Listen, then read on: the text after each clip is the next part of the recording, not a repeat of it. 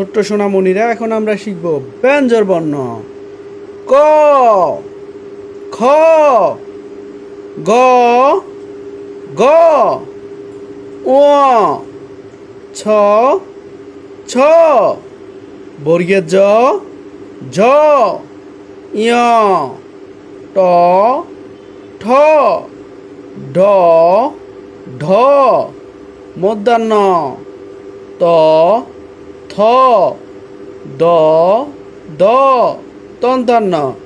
আমরা আবার বলছি ক, খ, গ, গ, ঙ, ছ, ছ, বর্গের জ, ঝ, ঞ, ট, ঠ, ঢ, ঢ, মূর্ধন্য ত, থ, দ, দ, দন্তান্ন।